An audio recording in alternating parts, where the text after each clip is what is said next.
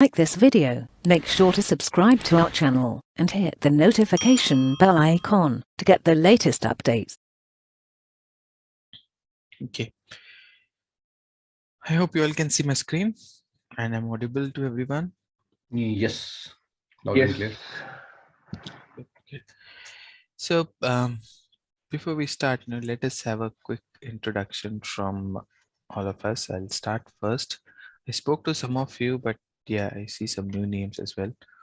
So I'm Johan. I'm SAP EWM trader at ZaranTech. I take care of all the projects and training related activities, both online as well as corporate trainings for ZaranTech. I have around 16 years of experience. The last 9 years in SAP EWM. I started in EWM 7.4 version, and then I've done projects in 9.3, 9.5, and I've also done projects in S4HANA 1709, 1909, and 2020. So most of my major implementation have been in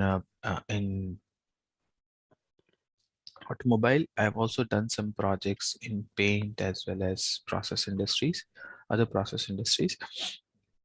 So I'm into training since last 10 years. I'm certified in MMWM, EWM. Prior to EWM, I was working as an MMWM consultant. And I think that's it. I think I've covered most of the points. So these are all the, these are all the, for each module, these are all the contents which we'll be sharing with you. So for each unit, we have a dedicated agenda that will cover, like this is the agenda for the first unit. It will not be entirely PPT, so it will be mix of PPT as well as system walkthrough. So at several places, we have screenshots and PPTs. This is basically, the PPT is just basically to give us direction in what are we covering, because this is a planned course based on our experience of so many years, and just to keep things connecting and go slowly at start with all the basics, and then slowly we'll gradually cover the advanced topics. So basically we'll be using these slides, which include all my all our steps, um, and basically for each slide, at several slides we'll find some attachments. Okay, so these attachments may not open here, but these are the attachments. Basically you will find them here. Okay, because sometimes we insert them into the PPTs, but they don't open because they get corrupted when you download them. So at which slide which attachment to use, and you'll find all the stepwise screenshots there. Okay, so for example, assessment and evaluation, this is where you have your question answers, and we will also have a separate slide for the take-home assignments. Okay, so now all right, so this was about what are we going to use. Then how are we going to build the warehouse? So we will take a case study as an example. This is a warehouse layout which we are going to build right from scratch. So in this warehouse, this is a bill of material. These are the parts that we are going to build. Okay, that we are going to build in this warehouse. So basically it's a very simple warehouse with all the integration with all the modules. It will cover inbound. We will cover as part of just let me take my highlighter. Okay, fine. So we'll cover inbound. So we will get in the parts from suppliers, store them into the rack storage, and then from the storage we'll be supplying them to production. Okay, or we can also get them to a general storage. So we have different types of storages into which we will get the parts. So this will cover the inbound aspect, how to place parts into different types of storage. Then from here we supply parts to production. refresh supply parts to production. So through this we'll learn how the outbound strategies work for production, and then the production parts we'll receive them into the bulk and the pallet storage. So we understand how to do inbound into the bulk and the pallet storage, and then we'll cover outbound where we'll pick these parts from these areas. Okay, this is where the final product is getting stored, and then we will pick them, pack them, stage them, load them. We'll also have the yard management for handling the trucks.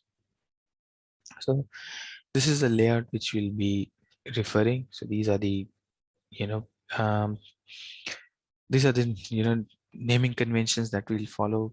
So, so we'll create a new warehouse. In this warehouse, we'll create these storage types, we set up the strategies. We have some configuration in build, when we copy the warehouse, we get those configuration, but there are several configurations which we need to do based on the physical nature of the warehouse and the type of warehouse, the type of processes. So we'll cover all those processes and typical configurations that we do for each of the processes. But these will be best learned, when you have an example. So EWM or any warehouse management is best learned, when you physically try to visualize the movements or the warehouse. So all our discussion and process scenarios will be based out of these warehouse. So if in case we decide, okay, hey Johan, let's understand deconsolidation, then we will activate a process, move it to deconsolidation, then move it here. Let's understand scrapping. Why? Let's create a new area for scrapping, and so we'll create a new storage type here, and we'll discuss what can be the possible scenarios with scrapping. Okay, so any addition scenarios, we'll be basically tweaking this warehouse, and we'll be adding new scenarios here based on our experience. We may come across scenarios, you might have come across scenarios in your projects, and we would like to go through them together. So we will use this warehouse structure basically to do some add-on processes as well. My expectation from you guys that whatever configuration we are doing for that particular week, you complete them by end of the week. You just follow me. Yeah, you can do your own exercise, but but initial couple of modules, you follow me, get your warehouse ready, structure ready, and then if at all you want to simply follow me, follow whatever the processes I'm going through, you're free to do that. You're free to use the warehouse which you have set up in the system together, or you can create your own warehouse to your own integration. I'll leave it to you, but whatever topics we'll cover, please do them, because because slowly we will be going through the complex topics. We are going to build up many new scenarios, and the backlogs will keep on accumulating. So, and basically all topics are linked to another. So if you miss, let's say, master data, I'm explaining some master data in detail. If you miss that, you know it may stop you with your understanding on the processes. Okay, so I'll take a pause here. I've been talking a lot, sorry. Any questions so far? Any queries, guys? So Johan, it's looked pretty very good. But just a quick question on two things on the sequence of storage control and the PPF. Because when we will be doing inbound and outbound, right? So yes, the first one we can do the manually, we can create the warehouse task and all the manually, right? But then the automation come in picture. Now the PPF, if we keep that PPF at the bottom, then the link, that's what I was thinking. And same thing for the storage control. Yes, I do agree. We can have the first, when we execute, we can do the manual put away. But after that, in the process, because those topic in your agenda, I see at the bottom, the module 8 or something like that. So is that something we can squeeze in, just to, because your storage control, yeah, it's module 8 when we have finished inbound and outbound. I think it has to go parallel to outbound and inbound. Just I'll explain you why I have kept it here. Yeah. So basically storage control, process control, we need to go through unloading, loading as well, which requires some yard management activation. Okay, so the prerequisite is yard management for storage control. Plus, you activate storage control at a creation rule level. So you need this understanding also. It's not like, if I'm here and if I'm talking about creation rule, you will get lost. You need to understand the creation rule first before activating storage control, because for outbound, you activate at a creation rule level. So you need to have prior understanding of these two topics. And why I have taken inbound and outbound together in storage control, because when we activate storage control, we have for example, so it becomes easier for you from a layout perspective. When you do the inbound and outbound, we can do a mix. In inbound, we activate process as well as layout both together, and in outbound we can just do a layout, just a single through. So but the main thing here is we need yard, or at least shipping and receiving activated, so that we can do a storage control step of loading, unloading, which is very important. And plus we should also be able to have an understanding of creation rule, because that plays a very important role in the process control. That's fine. If you think it's better, then it is okay. And one more request, one. So EDI, I know it's not, but will it be possible to maintain some condition record and standard generate the message after we do the post good issue of the outbound delivery with our 3PLs or some other location, just to see how it appears? Is that something possible? Yeah, We can do that, yeah? it is possible. Yeah, the Yeah. IDOC may fail because it may not Yeah, that's be fine, but we relevant, but see, yeah, yeah, we can you see the can element, how it is appearing up, yeah. you can test all the delivery outputs, no problem. Yeah, perfect. Coming back to PPF, why it is at the bottom. So we'll be going through the process. So every process, so PPF is not only about automating a step, but it is also about your outputs. Yeah, So printing we and will be, so we will be using PPF, but at this point, till this point of time, we'll not go into PPF. We'll maintain the condition record, test and automation. Let's say good receipt in through for a production integration. We'll do that with PPF. We'll maintain the condition record, we test it, but we'll not be discussing what is action definition, action profile, because okay, yeah. Okay. all those That's technical topics will divert us from the process. yeah. Okay, and they'll be covered together at the bottom, along with the other outputs of SAP EWM. Yeah, and on you covered on RFUI, the scanning, So will we cover the menu management as well as the screen control, Rohan, in this session? Yeah, Like in the, that's correct. yeah, so menu management and the screen control, yeah? Yeah, that's correct. We'll be covering both of them. Yes, thank you. Johan, hi. Thanks for the overview. Thanks. Just a very quick from my end is very much in the logistics. So just before we start the topics, the class schedule. So I think I discussed with Chris, and because we wanted to, because of course with the timing would be same, but the dates we wanted to change. And I spoke with Chris yesterday, and he said you can discuss with Johan and set it up accordingly, and he can get the setup done accordingly. So what will be convenient, because Monday, first day of the week, always difficult. So Tuesday, Wednesday, and Friday. Hi, hi everyone. I shall start with the session. Let others join.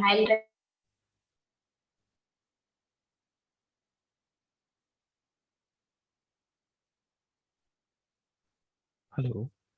Hey, sorry. There's someone.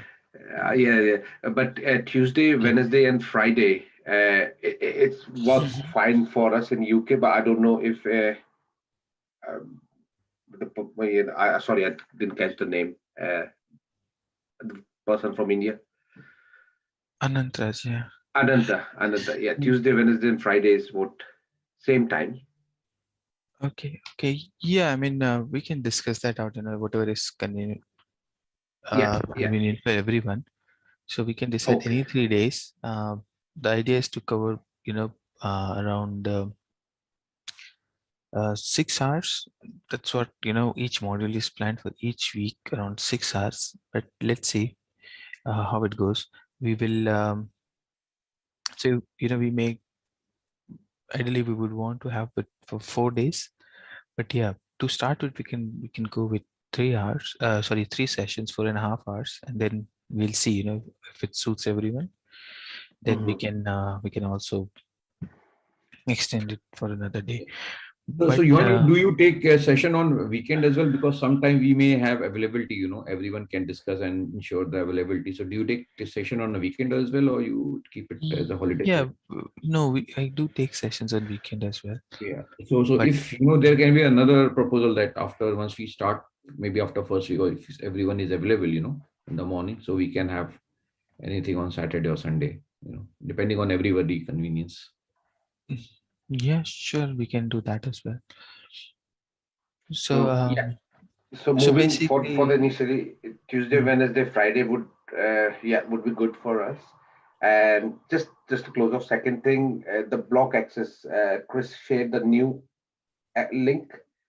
There was some issue with the previous link he shared, and at least I'm not authorized. So access not authorized. It's saying so I'm not able to access this link, LMS link now. So I don't know if others, but yeah. This link, I think it got created yesterday only. So yeah, they are in process of giving everyone the access. So you should be getting it soon. We got the email. I've got the email, but when I log into the link, it says you need permission.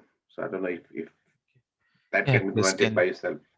No, it's not me. Basically, the access is controlled through Chris and his team. They will do that for you. Okay, no problem. Thank you. Okay, just before we move on, is everyone okay with Tuesday, Wednesday, and Friday? You said, right? Tuesday, Wednesday, Friday. Is everyone okay? Hi, Johan. I'm here. Yeah, so I have a concern, but not about the day. I am happy with the days, but at India, this is the session starts at 11 o'clock, 10:30 actually. 10:30. So that is the office timing where we start actually. So I can adjust, but is there any way that we can prepone the session, maybe like a half an hour or 1 hour regularly? It will be really helpful. Is Okay. it at UK? I think we can discuss that, but let us start first with the same time, because we have all agreed at least to a timing part before joining this. But yeah, we'll see. Discuss with everyone. Okay, sure. Yeah. Then if everyone is okay, then we can plan to change it. Hi, everyone. Shiva here. So good morning. Your request has been completed. Day is okay, everyone. Actually, the timing is a problem. Actually, 11 o'clock is our peak time. Morning time, lot of issues. In client issues we are facing. It's very difficult to attend the work hours actually. So if we make it early morning or after 6 o'clock, it is okay for us. Based on the SLA, you can you guys are proposing half an hour early, right? Not half an hour actually, but 11 o'clock is time, right? So you make it before 9 or after 6? After 6 should be okay. Okay, so we can plan that out. So we have several other batches also. So Okay. we can propose you for some other batch, which is India early morning batch. Okay. Early morning which or evening also okay. That's after 6. See, our timing is office timing is general 9 to 6 pack time. After 6 also okay. 7 to 8. Sure. We can let you know about that. So please, if a timing thing, please speak to Chris or the coordinator. Nancy. Okay. I speak to Nancy. Okay. Okay. Thank you. Thank you. I can see there's a meeting going on there. Yeah, I can understand. So, all right. So any other questions? Any other queries on the course content and how we are going to go through the course?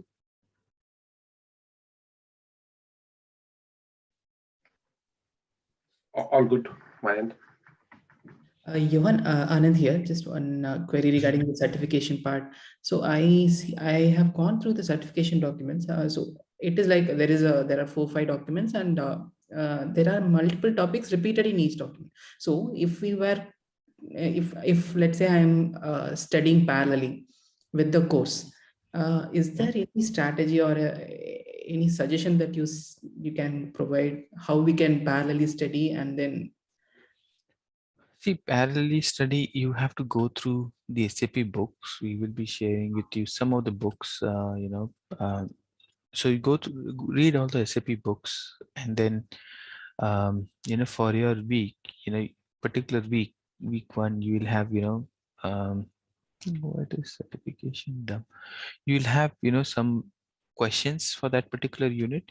I would recommend you till you complete all the modules. Just limit your study only to that module and the questions related to that module. Okay. Once you have done the complete, you have completed all the modules, then you can go through the certification done for the entire course. Then other thing is there is a lot of SAP books which are provided by SAP, so you can go through those books as well. So there are certification books and um, some documents provided by SAP for certification, some material. So when you go for a certification link, you get that document number, right? For EWM it is 100, 110, 120, those kind of books.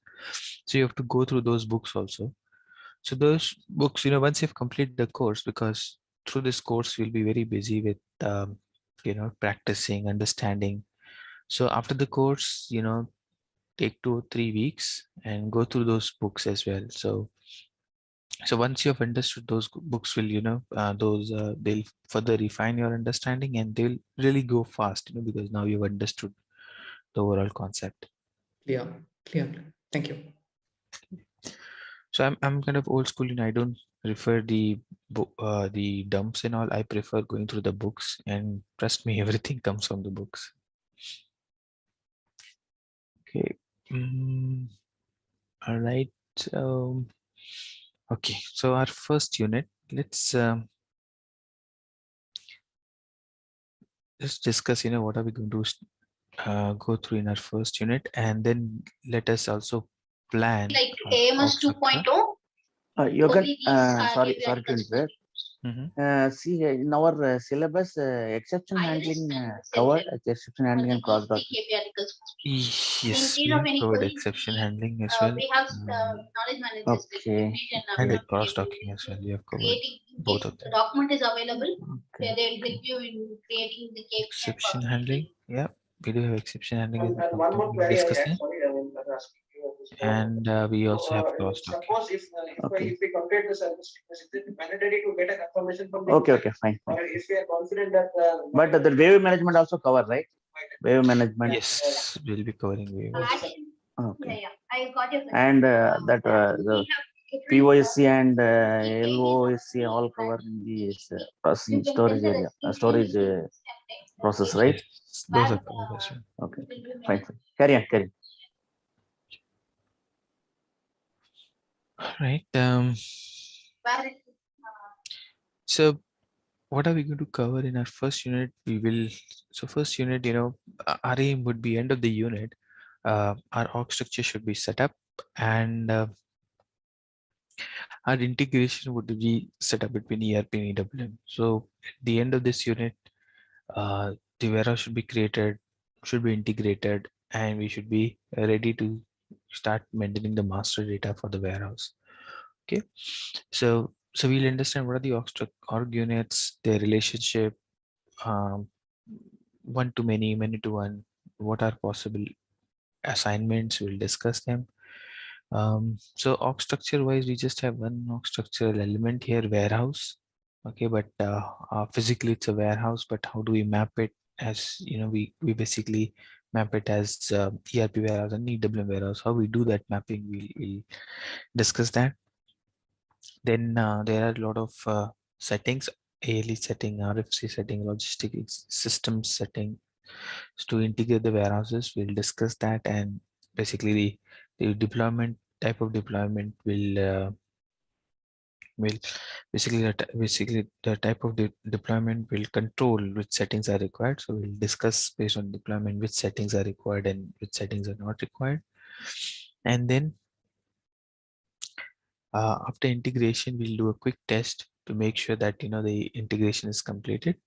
Okay, so while we are doing integration, it's not only about the technical settings. So there are, when we are going to integrate the warehouse, there will be some settings like basis settings, purely technical in terms of system integration. There will be some functional settings also. So while we are going through this unit, we'll execute some functional settings. For example, creating plant as customer or vendor, or assigning a vendor to a plant, or there are some activating delivery split for a warehouse. So basically there will be some configuration. These are the configurations that we are going to cover here are mandatory configuration and required before you start using EWM. So at this unit is not only about org structure, but as part of integration, we are also going to do some functional configuration. Okay, so we'll complete that configuration, functional configuration as well. Basis settings, they are done at the start of your project. So basically, through this we'll also discuss how we go through a journey of through an implementation project. So the first day you join a project, you do this activity, you create a warehouse, you do the integration, then you slowly set a few master datas, and then keep on uh, um, executing or testing one or the other processes. So when we are executing, or when we are doing this integration, let's say you're going to a greenfield, or greenfield is a good example to understand integration. So let's say it's a blank system. How the basis team, what are the expectations from the basis team to set up the communication between ERP and EWM? So we will be covering those settings, but we cannot execute those settings because the basis team has to do that. Plus, we are already using a test system, which is already set up in EWM. So that settings has already been done by the basis team. So we just have to go and review them. Okay, I will explain you at those relevant points. We are not supposed to change any basis settings. Okay, because they may impact the overall integration, or these are client level changes which will impact all the warehouses or people testing, the people who are testing their warehouses or their scenarios in the test system. Okay, so we need to be very careful we don't break anybody's settings. So there are few we have controlled that through access, but there are few areas where you will have access. I'll explain you where you don't have to touch or change anything. Okay, whereas within the warehouse, functional config, plant, store location, you're free to do your own configuration. Okay, so Just quick one on there's a one BC set activation activity, right? So just for the information, who own that activity? Sometime when in a greenfield you do, BC sets were not active. So it is something basis need to do it, or it's functionally to the basis team has to do it, but as functional, we have to identify the right BC sets. So depending on the version, the version you're working, so, and depending on the system that you've got from SAP. So SAP gives you SAP has been changing a lot on their approach on what they give to a system, to a client, when they basically hand over the sandbox system or a test system for them, or a new system for them.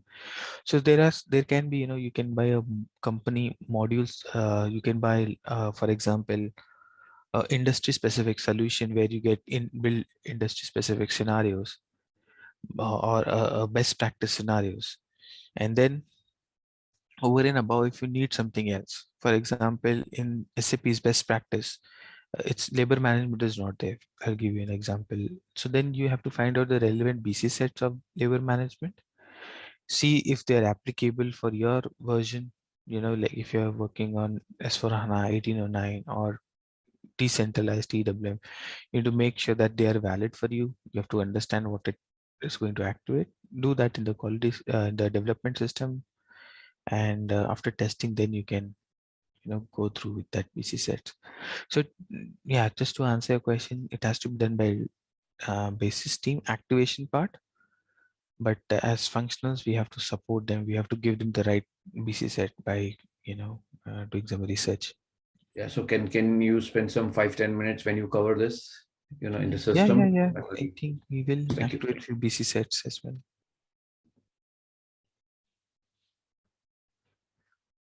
Okay. So org structure, you all are aware that in SAP we have org structure, company code, then we have plants within the company code, and within the plants we have store location. As all of you are from logistics and procurement background, you might be knowing the org structure tells store location. Okay. Now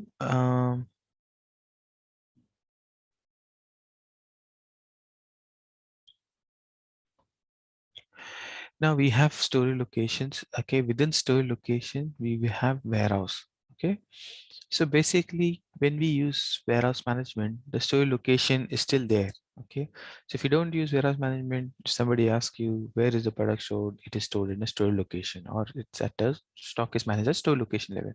But does store location disappear as soon as we activate WM or EWM? No, it doesn't disappear. The store location stays there, and we assign a warehouse. Now the products get stored into the warehouse. Okay, storage location. So you can see a warehouse, you can see bins, you can see products stored in a bin, but you don't see anywhere storage location, right? So in an IM solution, the entire building where you're storing, the entire complex is a storage location, right? But now when it comes to warehouse, the entire building complex is a warehouse. Store location, we don't see any physical store location. It becomes a virtual org element. Okay, because the storage is done at a warehouse level. So we have warehouses. Okay, and the store location concept still remains, because within the warehouse you can also split stock based on store location. For example, take this example. This plant has two store location. You may want both. Let's say SLO1 is a finished product, is a raw material store location. SLO2 is a finished product store location. You can have both of them into the same warehouse, and then within the warehouse also you should be able to identify stock of each store location separately, or you can store it in a separate warehouse. So for example, store location SLO2 of finished product warehouse, finished product store location, we assign a warehouse W02 separate warehouse, which we maybe an external facility a few miles away, or the own company's facility which is a few miles away, because of the space constraint, you're using a different warehouse. Okay, so basically technically in system, plant and store location combination, one combination of plant and store location is assigned to a warehouse. Okay, so you cannot assign one plant store location combination to more than one warehouse. Okay, it's a unique assignment to a plant store location. So one store location plant combination can only be assigned to one warehouse. You cannot assign plant PLO1 SLO1 to W02 if it is assigned to W01. Okay, then you can assign a warehouse, okay, to a plant store location combination, to a different plant store location combination belonging to the same company code. Okay, so here plant PLO1, PLO2 store locations are assigned to a warehouse W02. It's not that warehouse should only be assigned to same plant. You can also assign warehouses to a different plant store locations. Okay, so physically we take an example, the external warehouse where we are storing the parts, or overflow warehouse where we are storing finished products of PLO1. That is basically warehouse which belongs to plant PLO2, where they are storing raw materials, okay, and finished goods and whatever. Okay, so warehouses can be shared between different plants of the same company code. Okay, now we can also have warehouses shared between plant store location belonging to different company code as well. Isn't it logical? Because you have a warehouse in a region, a distribution center. There you can store, let's say a company have two products. If we talk about home appliances, a unit makes, one unit of the company makes refrigerator, the other makes microwave. In your distribution center you would want to store both, right? Because they are eventually different companies, but they belong to the same client. They belong to the same customer. Okay, so a warehouse can be used to store products of different companies as well, different company codes as well. So we can also extend further and have a company. You can also think of a company like a DHL, or there is another company in UK, Synchron. They have their own warehouses. They just have warehouses, and they rent their warehouses and their warehousing facility. So they possibly a DHL in the same warehouse, it can store product for Tesco, it can store product for Asta. Yeah.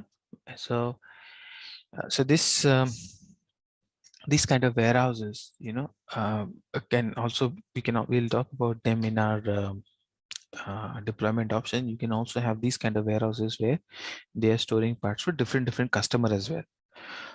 So warehouses, basically it is possible to store products, same ERP, different ERP, same customer, different customer, same company or different company. All possible combinations are possible in one warehouse. You can store and map products for different customers. Okay, so here, to start with, we will basically have one plant. Okay, one few store locations in the plant, and we'll create one warehouse. Then as in when we build scenarios, we'll create more plants, more store location, learn about STOs and different types of scenarios. But to start with, keep it simple. We will create our own plant, store location, warehouse, and then we will first go through the entire setup in that warehouse for one plant, and then we'll see how we can also expand it to another plant or plants of another company code. Okay, so any questions on this slide? It is straightforward. Are we clear so far? Yeah, Rohit, this is look fine. Just for my understanding, I have seen in EWM, like whatever there are two, mostly they do two storage location, RFS and AFS, right? So these two storage location are being created, but it is not mandatory to have two storage location. I can have one storage location, and I can receive, and as well as I can sell from the same storage location. Yeah, that's correct. You can have one store location as well.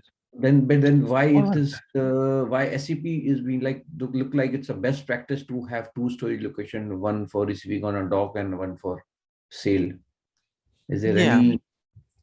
We will discuss that in availability group. Why? What is the benefit? It helps us in planning in MRP, because your stock is not available the moment you do good receipt.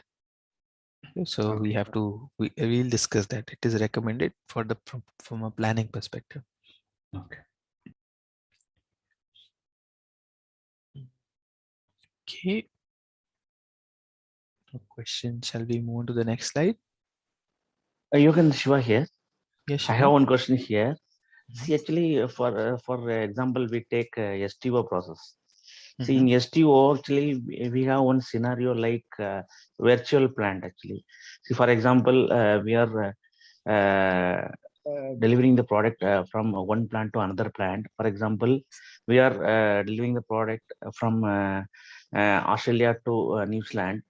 we create a virtual plant in Singapore due to taxation purpose.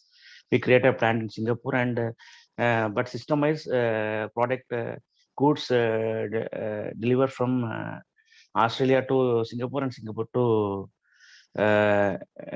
New Zealand. But physically, the product move from Australia to New Zealand. Such type of scenario is applicable for EWM. See, EWM is about managing your stock. So where do you have EWM? You'll not have EWM at Singapore's virtual plant. You have EWM at Australia, where you do big bag goods issue, and then you when you receive in New Zealand, you'll have a warehouse there where you receive the parts and do the good receipt put away. So EWM is about receiving the part. The whole planning, the whole logistics planning is done by the shipping or the transportation team. They will have to create a delivery. The delivery has to be created from Australia to Singapore, Singapore to New Zealand. So the deliveries have to be created, but but your products will move from here there to here. You have to do a virtual GR also in Singapore and a goods issue. So Singapore will not have a storage location. Sorry, will not have a store location assigned to warehouse.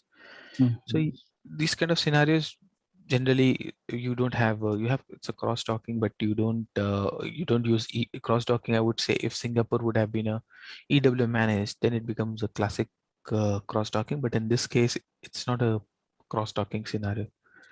Okay. Singapore, you have to through the shipment or the transportation, you have to through your routes, you have to plan this outbound, inbound, and then you have to do some automation, or somebody has to manually do the receipt and goods issue at Singapore. So Ron, this is very quite a common scenario, like people do. But here the question is, what about the pallet number traceability? Will it get lost? Like in this case scenario, whatever we did we did the GR in Singapore, and then when from Singapore we again make another STO and push it to intra-company and push it to the Australia. Now what happened? The pallet which moved from there, so either because system will not have that, right? Or system will have that. See, will have that. Yes. See, basically in STO we use SPED. So you split, will transfer all your handling units from Australia to Singapore, Singapore to. Okay. It will come in the inbound delivery. Okay, got you. Yeah, fine. Yeah.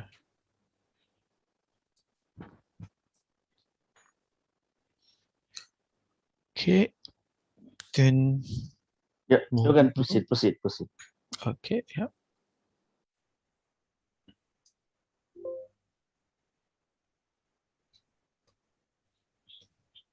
Okay, so we have discussed these points. I'll come to what we are going to set up to start with. We are going to have a warehouse. Okay. Now, here you can see there are two warehouses. Okay. One warehouse is ERP warehouse. One is EWM warehouse. Physically, there is just one warehouse, but in EWM, the same warehouse has a 4-character code. In ERP, so when I say ERP, it means ECC. Okay, now in S/4HANA we have ECC as well as in EWM in the same system. So it is still early stage. So maybe SAP would make it one. Just change ERP side, ECC side, the warehouse into 4 characters, but they haven't done it yet. So all the deliveries and other places, the warehouse is of 3 characters wherever you see warehouse. So basically that 3-character warehouse represents your EWM 4-character warehouse. It's created in EWM as 4 character. They're assigned, they are mapped to each other. So when you say W01, it basically means EWM warehouse of WH01. So, sorry to interrupt. I have one question here. But that the decentralized EWM and S/4HANA EWM, both the topics you are going to cover, right? But even though there's minor changes between the decentralized and S4, you are going to cover all the topics, right, in this session? Yes, not this session, but in training. Entire training. Sorry. Yeah, we will be executing decentralized scenarios as well. Okay, proceed.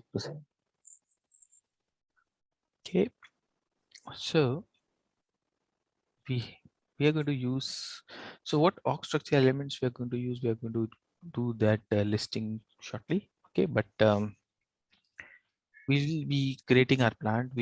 I'll be telling you which company code to use. So basically I would recommend to use company code 1000 or whatever is a company code in the test system, so that you don't have to do all the finance settings.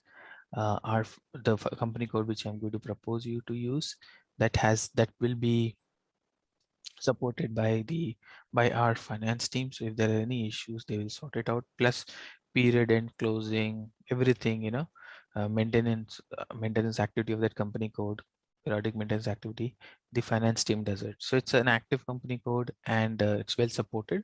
So I recommend you to use the company code which I'm going to share with you, so that you spend less time in troubleshooting finance related errors. Okay, so company code, we are going to use the one which is given to us by our finance team. In that company code, we'll have a plant. We are going to create our own plant. We'll copy an existing plant. Again, which plant to copy from? Standard SAP template plant. I'll let you know which one to copy. And then we are going to have 4 storage locations, or rather 5. So basically, for testing all the scenarios, for the warehouse that we are going to implement, we have to take 5 storage locations. So ROD stands for receiving on dock. Okay, AFS stands for available for sale. I'll quickly go to the layout and explain these storage locations to you. Yeah, production as a separate storage location, finished product as separate storage location, and I've created a storage location which is IM managed. This is for the consumable and office supplies. So this is we are talking the best practice from SAP point of view, right? That's for the recommendation. no, this is the one. This scenario is sorry. This storage location, SAP will tell us, to do a ROD and AFS. This is for the scenarios that we are going to cover. For those scenarios, we will use these storage locations. So Ron, please add on the flavor of your experience in your last 10 years, the implementation, what you have done. Okay. That's added. That's why I'm saying. Yes. So SAP will only tell you 1000 to 2000. I'm adding most to your location. I'll come to the reasoning for each of them. Yeah. Yeah. So it's not best practice. So, okay. Oh God, I don't know why it's not going. So let me go to a layout and explain you why so many storage locations.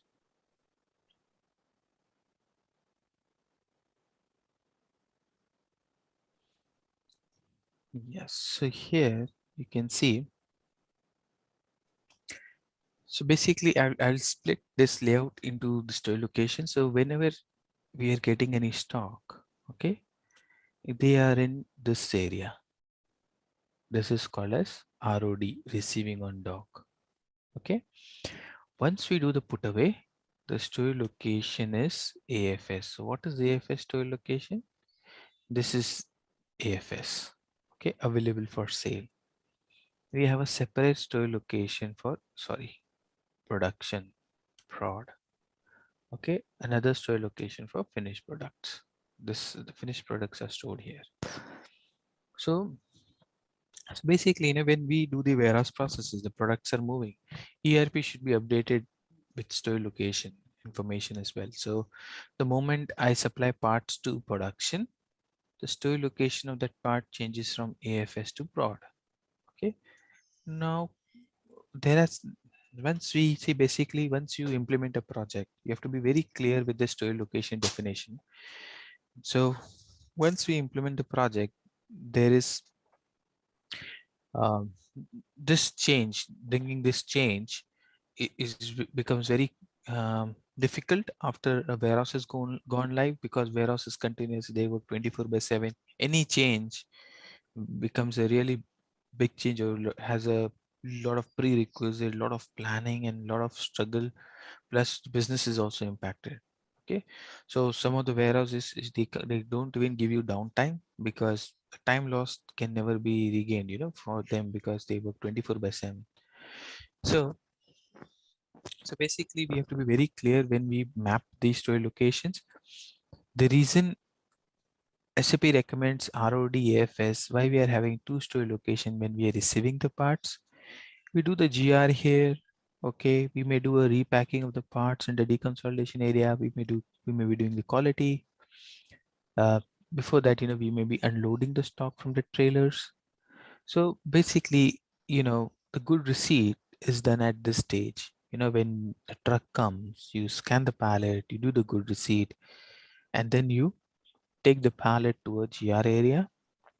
From there, it can go to quality, deconsolidation, or it can directly go to the warehouse bins.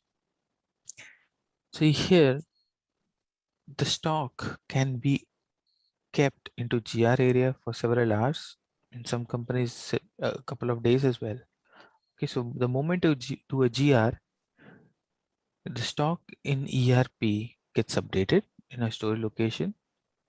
Now, if I do GR in ROD, the stock is not available. When the production needs the material, they are only going to check in AFS, something which they can pick. They cannot pick a part which is at the door, or we don't want them to pick a part at the door or in the GR area or being deconsolidated or under quality.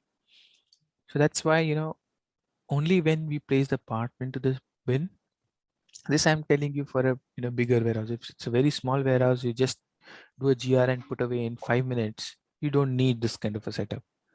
But if you're doing unloading, there are 10 doors here, 20 staging areas, really big warehouse, and it takes time for them to come to the bin.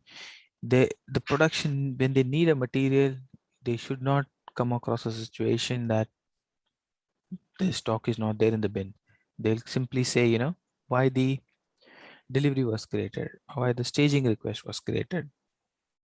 Okay, so if the part is not here, when the production order is released, it should show as a missing part. Okay, only when we do the put away, it should be shown as available.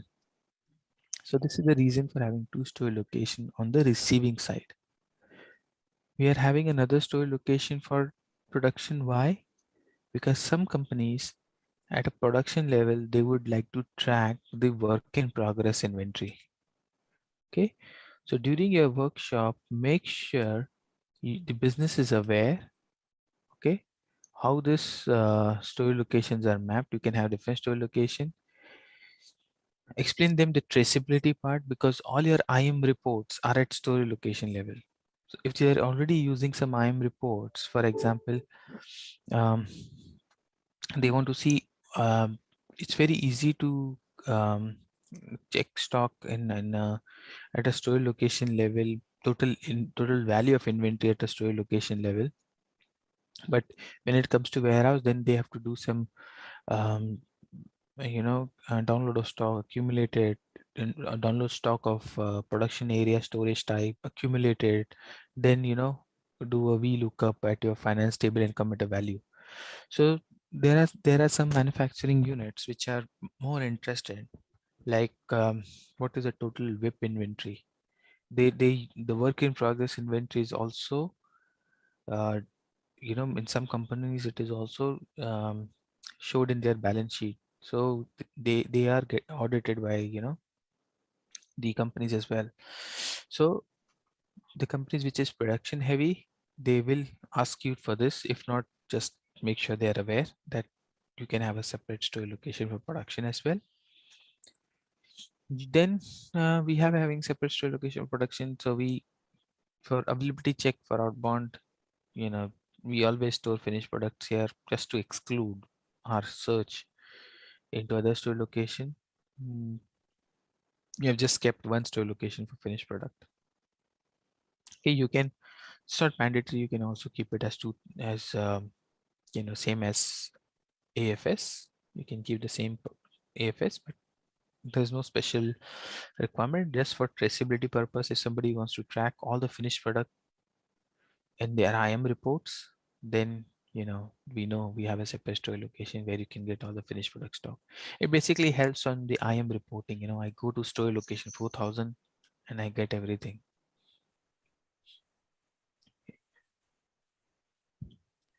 Yeah.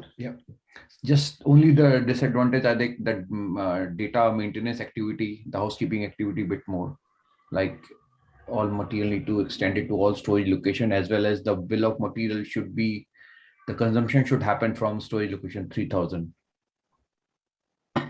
Consumption will happen from 3000. Yeah, That's because, correct. Yeah. yeah. So this has to be well thought and well agreed at the start of the project, because later on bringing this change will have a lot of impact on master data, transactional data, old documents, work in progress documents. So we need to be clear exactly how this has to work. Okay. Yogan, I have one question here. Yes. See, if you talk about this master data level, see, actually, many of the business scenarios handling the GMID and LMID master data, actually, that is a customs. But how the business scenarios are handling the GMID master data from ERP to EWM? Whether any separate logic available for GMID creates and change for product at EWM from ERP through BADI, or how it is? GMID, I didn't get A global GMID is a global material number. So actually, some of the specific business, actually they want global. Yes, LMID is our SAP material number. But GMID is a global material number, which can use in a globally. Okay. That is a custom Mara table. In Mara, actually, we have custom table, custom field. Actually, we maintain the GMID against LMID. LMID is the SAP local material number. Yeah. So yeah, you have to do the same. See, basically the EWM, the material is same. Okay. So when you create a material, if you have a custom field of GMID, okay. So now here probably you can use a different field, but here the challenge will be when you scan. Are you going to scan the SAP ID or a GMID when you're SAP going to SAP ID. Yeah, then it's No. fine. EWM will still store your GMIDs, but you want to No, use your okay. SMIDs. Yeah, that I got your point. But see, when in WM level, when the material replicate from ERP to EWM, in EWM we consider a product, right? See, how will correlate between GMID and element in EWM? See, if it is decentralized system, you also need to do the same custom field in product as well. If it is embedded, you can refer the same field in Metal Master because it's the same system. So you can use the same Metal Master Z field and you can refer that for your whatever custom process you have. But if it is a decentralized, then you have to send it across. You have to do some enhancement in your SIF and SIF, yeah, we need to do enhancement SIF. Okay, got your point. And one more, this packing section and packing specifications. Actually, how handling in EWM, actually the same WM process, or how it is? No, it's different. We'll discuss that in master data. Okay, fine. Okay. Problem. So we have 5 more minutes. I will take a pause here. Okay, so we are going to create 4 store location plant. We'll do that tomorrow. Okay, and I think the first thing we'll do tomorrow is create our plant and store location and the 2 warehouse, ERP and EWM warehouse. We will spend some time tomorrow. We will first identify, for our batch, what is the data that we're going to set up. Okay, so we know what is the store location, but we put some naming convention for a batch. And just to add, since we're using S4HANA, you can also use Fiori. This is the Fiori link, and you can also, these are the Fiori apps that we are going to use for EWM. So if you want to add them to your Fiori homepage, you can do them as part of your preparatory activity while you're getting ready for the scenarios. Okay. So when you are running the session, can we do that, Rohan? It's more about practice, right? Getting yourself friendlier with this Fiori. So never worked on the Fiori. So that was, when you are creating STOs or purchase order, outbound delivery, if we like just request, if we possible, it's more getting practice to the stream, familiar. Yeah, we will go through the Fiori as well. Yeah. So we have all the apps listed. For me, it's already added, but you have to do it for your own user ID. I'm saying you have to go to login to Fiori and search these apps and add them as favorites, so that you don't have to all the time search them. So it is not possible something the basis team can support us initially. We don't want to go on a struggle, once we have the setup, that will be the next step to look up. Your basis team will give you all the access. You will find them. Okay. But I'll explain you when we go to the Fiori. I'm just saying for ease of, so you have all these EW, basically we create a group in Fiori group where you have all the apps, commonly used app at one place. My recommendation here was to take these apps, because these are the apps you're going to use for EWM, keep them separate. But you have all the access there. You'll have a EWM group where you have all the apps of EWM, all the apps of MMs. So leave that to me. I'll show you, and then you can start setting it up for yourself. Okay. All right. Yogan, one more question here. Sorry to interrupt. See, actually, this batch management and split delivery split. Actually, this topic you are going to cover, right? Full batch management topics you are going to cover, right? Yes. We'll be covering batch management, delivery split, everything.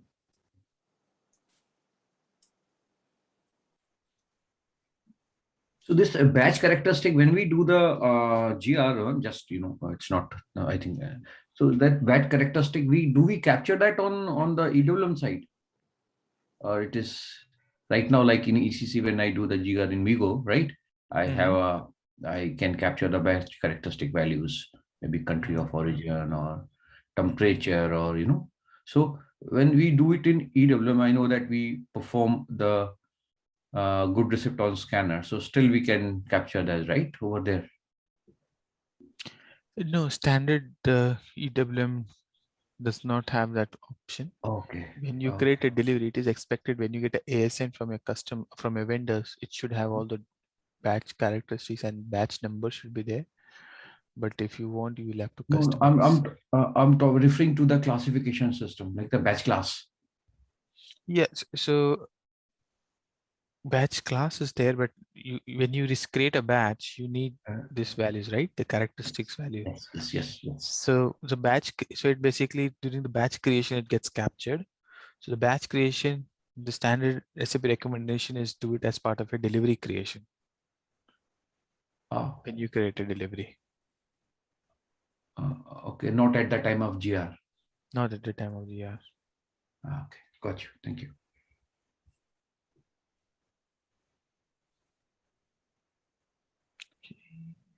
Yogan, one more question here. Actually, the classification data is master data, right? How it will happen when the time of goods receipt?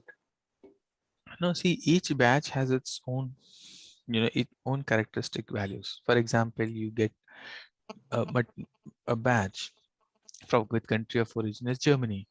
So when you do the receipt, you need to tell it's German originated batch.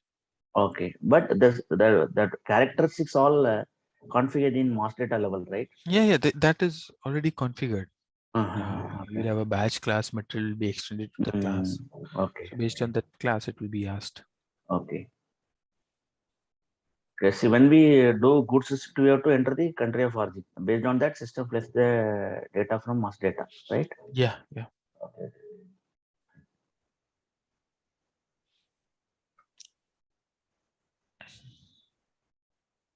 You can actually, when you are planning to start session, do you have any idea? Planning to start session. So this was our first session. We are going Okay. to continue having sessions from tomorrow onwards. Oh, is it? Oh, okay. So this But batch is actually, specially for Nancy told us a demo session. That is the reason. actually this batch is specially for guys from UK, because this time suits them. But yeah, we are also trying to group people from India. Most of our students are from US, but this time will not suit them. So we are also trying to see if anyone from India can join this batch who are waiting for a batch to start.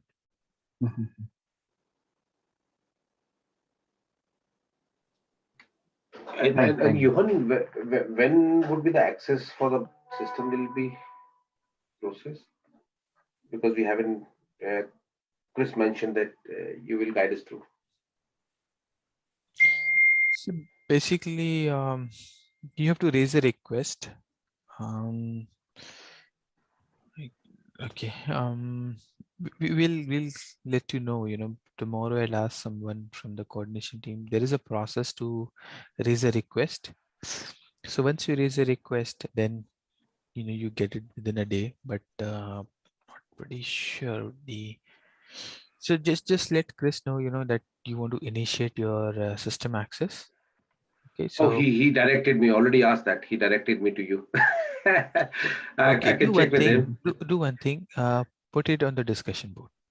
Yeah, but I haven't got access to LMS. Okay, I'll try to sort out with Chris. Yeah, put it on the discussion board. So please initiate my server access. Then I will take it up with them. Yeah. Sure. Bridge sir, I don't know if you got access, if your access is working, but yeah, if you can do that. I'll check. Sure, thank you. Yeah. Perfect. It's about time. Okay, yeah, all right. Then Yes. let's connect tomorrow. Then we'll continue with our further discussions. Yeah. Thank you. Yes, thank you. Sure. Yeah, and we'll get a invitation with the same link. Sorry, just the last question.